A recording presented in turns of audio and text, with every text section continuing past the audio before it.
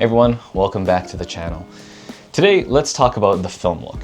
The film look has been an extremely popular style of photography or style of editing that has really exploded on social media in the recent years.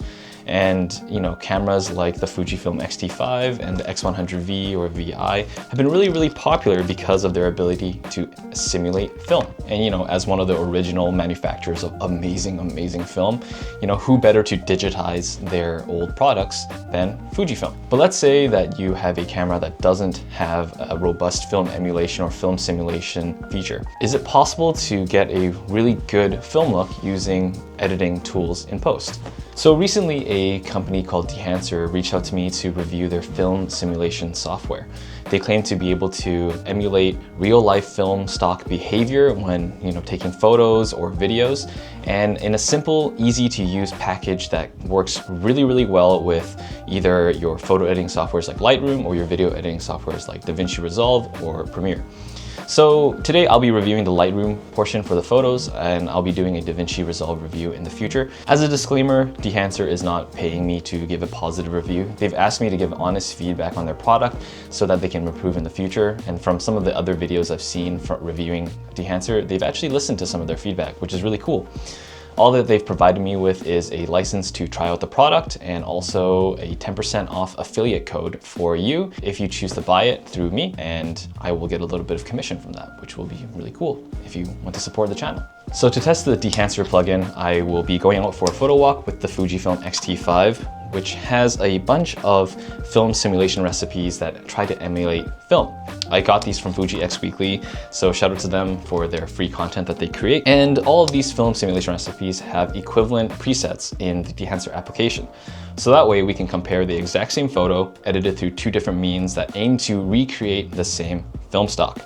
So we can see which one creates a quote-unquote better film look and what differences we can find. Just for the record, I've never shot film before, so I can't really speak to the accuracy of how these things look compared to the actual film stock, but I'll be speaking about it from a perspective of someone that's getting into it for the first time, straight out of the box, seeing how it looks on photos right away without too much hassle, and just kind of commenting on the accessibility of the plugin itself. Afterwards, I'll also be editing some of my old A7Cii photos and the Ricoh photos to see how Dehancer works with cameras and camera files outside of the Fujifilm ecosystem. Okay, cool. So let's go on this photo walk and let's see what we can get. I'm headed out a little later than I expected, but I'm catching golden hour for this photo walk. So hopefully we get some nice, beautiful streams of light through the neighborhood. Just kind of walking through a quieter neighborhood tonight just to see what we can get. I shot this before, but I just really like this arch here and then this bus stop here. Last time I got somebody kind of coming through here, so I'm gonna see if I can get that again.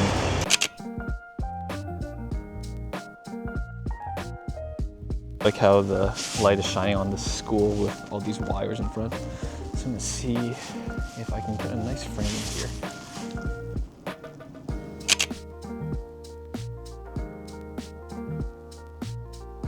Okay, whoa, what is this place? Super cool. Holy, okay, let's see if I can get a photo here.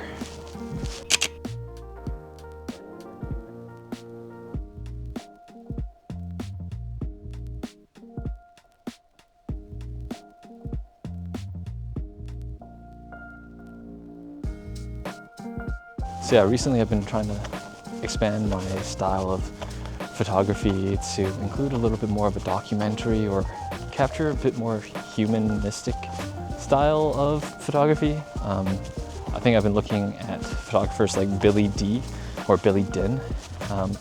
He's been a big inspiration for me right now. I really like his way of capturing people, and his photos are just, when people say that photography should be frames of a story, his are just essentially movies, but in photography form. So I'm trying to learn more about I'm trying to think about photography in a little bit more different versus my normal kind of minimal street styles.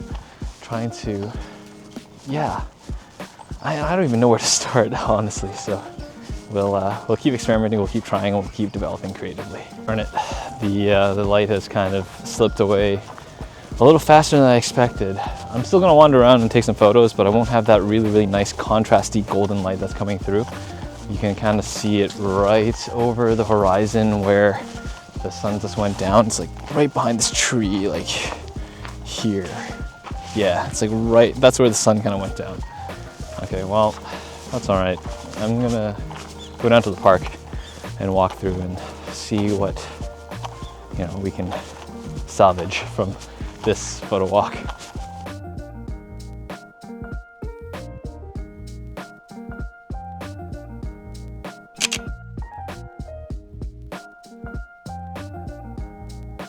If you remember the first vlog that I did after we moved here to Tokyo, you'll know that this is the exact same route that I walked back then. I haven't really walked it since then. I've been in the area a couple times, but I haven't really walked it. And last time I was just sweating, if you remember. Yeah, but this park is really nice. I just wish I got here a little earlier, but that's okay. I like the contrast of these two lampposts on the bridge against the sky. I think this frame is a really interesting frame for me. I wonder, I'm gonna try getting something either below or just the top here. A very minimal background.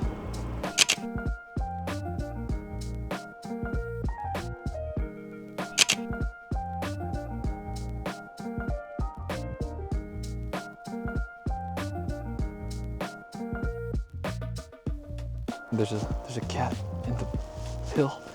Okay, no, don't run. I want to take photos of you, please. No. There's actually a location to see the train go directly over this bridge in front of me. So I'm gonna see if I can wait it out long enough for a train to show up over. And I hope it doesn't get too dark where the Fujifilm starts to struggle, because this lens is not as fast as some of my other ones, especially on my Sony.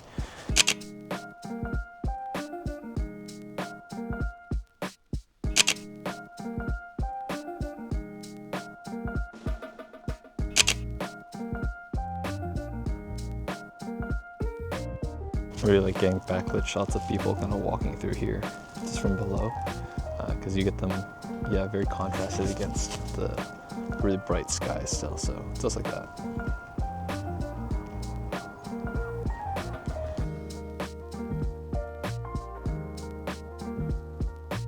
The distance, this bump right here, that's Mount Fuji. On a clear day, you can see it. From here, you're a little low, but if you go back a little, you can actually see it quite clearly from the station, which is, yeah, it's really nice to be able to just kind of see Mount Fuji from where you live. It's just so iconic and such a aesthetic looking mountain. It's actually such a blessing to be able to see it so commonly when, I guess it has a reputation for being quite shy.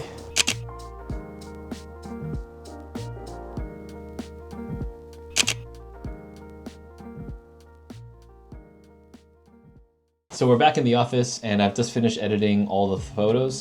And so let's kind of go through my thoughts on the comparison between the Fujifilm XT5 film simulations versus editing in Dehancer, and kind of the comparison between film stocks that are supposed to be at least somewhat similar. So my first impressions are that the photos are completely different based on the editing platform. So looking at just the photos, again, these are wildly different between the film simulation versus the Dehancer edited ones. And, I didn't really do that much with the Dehancer edit. I maybe adjusted the exposure a little if the photo was overexposed or underexposed, and then I just slapped the preset from Dehancer straight onto the photo. So there wasn't really that much on my part for at least these ones. I've edited a couple more later on that I'll be showing you kind of what I would do if I had, if I were doing like the full sort of edit.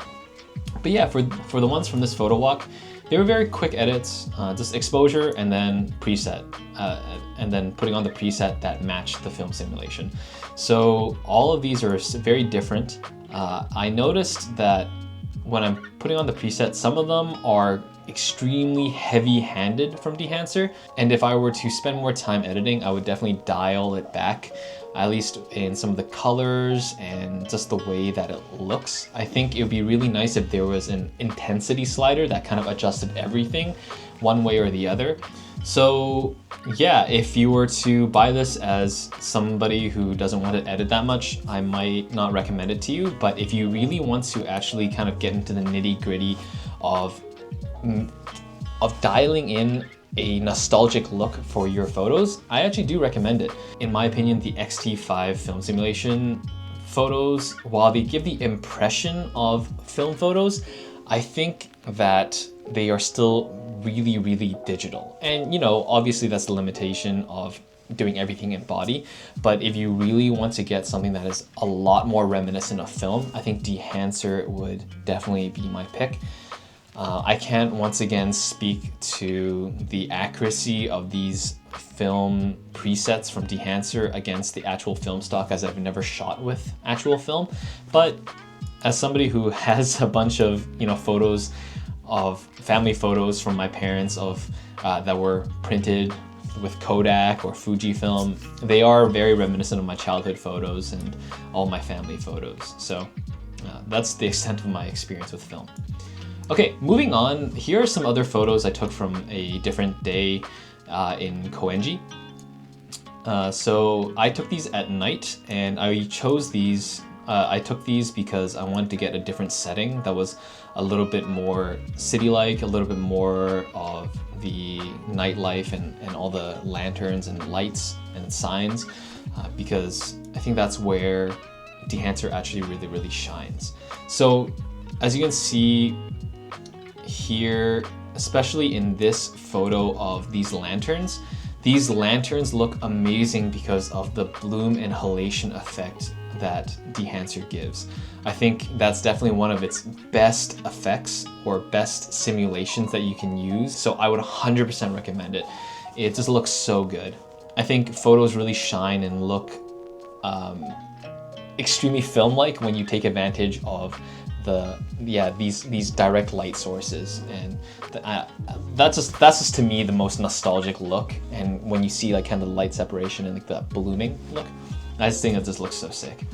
So yeah, but you know, depending on which film preset you use, it tends to be, you know, a little bit more dialed back, and then some tend to be a little bit more intense. So moving on, these are some photos that I took on the Ricoh GR3 on a recent trip with Elsie to Kawaguchiko and Matsumoto City.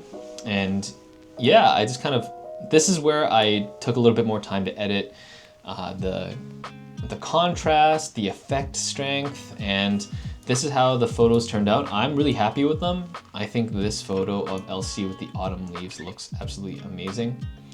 And then here is Matsumoto Castle. Kind of took advantage of the bloom inhalation effect to get the outline of the castle a little bit more red, because you know the light is supposed to separate a little, and I just thought that looked really cool. And then here you actually have the ability to put on the overscan, which is kind of like, it shows the actual film stock itself. This was more referential to like cinema film on the reel, but this gives a really cool filter effect and it just looks awesome. And you have tons of options on all the different types of film and how they look. But yeah, I chose this one just because I think it looked really cinematic for this shot. And once again, these direct light sources look absolutely amazing through put through Dehancer. And here's a photo of Elsie. When I'm thinking of shooting with whenever I shoot with the XT5 and the Ricoh, I actually try to shoot photos that look and feel nostalgic. I guess I just have this internal sense of what's supposed to look like a film photo is supposed to look like, versus whenever I shoot with my A7Cii II, which tends to be very minimal, very clean, very digital. While when I shoot with a film mindset, I try to be a little bit more human, very more documentary, or just kind of memory, recording. It's just more lighthearted and more kind of family focused, I guess, for lack of better words. This is how I imagine how my parents would take photos if we were on vacation together when I was a kid and they still had a film camera. That's kind of how I imagine shooting these photos. And I hope that kind of comes through. And then lastly, here are some photos that I took in Yokohama some of which you've probably seen before. And then and here's some from the Kawaguchi Co trip again. Just shot on the A7Cii too, just to give you guys a look into what Dehancer looks like on different platforms as well. All right, final thoughts. Do I recommend Dehancer as a tool to add to your workflow in Lightroom? I think on a whole, I do. I think it's a really, really cool tool that allows for photographers to tell a completely different story with their image, especially, you know, the whole point of it is to make it look like film, which gives a very, very reminiscent, very old style, very like nostalgic feeling to your photos. And I think that it accomplishes that in spades. Some of the pros that I definitely have for me is that it's really, really robust and there's a lot of ways to edit your image. All of these reference an actual characteristic of film. So I had to do a lot of studying to learn about all these terms and what these things did, just so that I could actually edit my photos properly. And it was a great experience for me to study about, you know, how photography came to be and all the things that kind of led up to how the digital art form is today. You know, now that I have this in mind, in the future when I do eventually probably try to shoot film, it'll be a great experience, or it'll be something I can kind of rely on. The highlights of the tool for me are definitely going to be the realistic grain and noise and the bloom and halation effects. Lightroom has a noise and grain effect slider, but in my opinion, it looks really digital and really artificial. I think for most people, it won't really matter, but if you want something that's a little bit more realistic, I would 100% recommend Dehancer. It's just worlds apart. And then the bloom and halation effect, oh my gosh, I cannot speak better about it. It just looks so cool. It just makes all of the lantern and like the street photography at night look just really, really like cool. So I'll definitely be using that a lot more in my photos, and just to, you know, get that little bit of like just oomph to the street photography. And yeah, you get really cool effects like overscan. I think that was just kind of like a small little highlight for me. And it works really, really well with Lightroom, and I didn't have too many problems. There were a couple glitches, which is kind of where we go into our cons.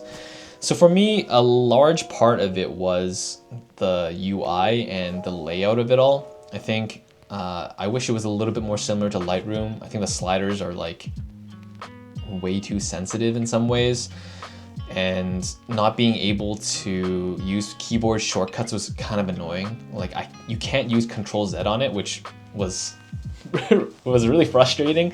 And then I also wish that there was a reference image option, like to be able to put two photos next to each other so you can compare exactly how strong an effect is.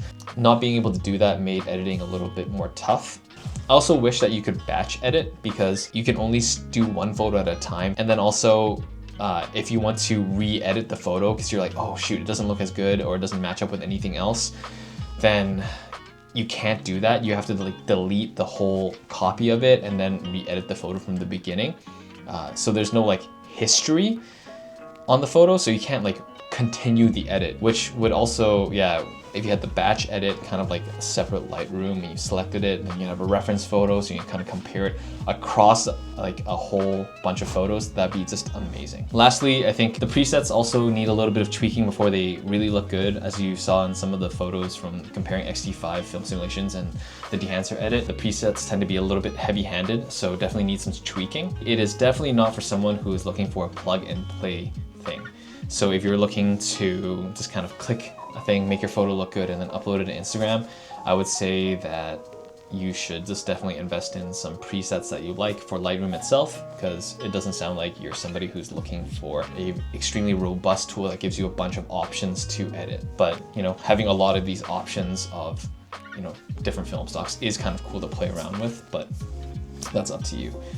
But yeah, you know, once again, I definitely recommend Dehancer if you are looking for something to add to your workflow and to create a different feeling or different story through your photos. I think it's just really fun to use, and it really changes the way I look at my photos as well, to see, I'm like, oh, does this feel like more like a film photo, or, you know, do I want to be more digital? Do I want to be more clean? Or do I want to be more like, you know, gritty? Do I want it to be more nostalgic, futuristic? There's just like a whole bunch of stuff that you can kind of do.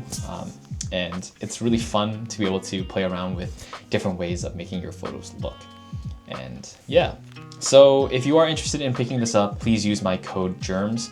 Dehancer has been awesome enough to provide me with that affiliate link. It'll give you 10% off and I get 10% of that commission. So thanks again to Dehancer for reaching out and asking me to do this video and this review. It's very kind of them to reach out to somebody like me who's quite small.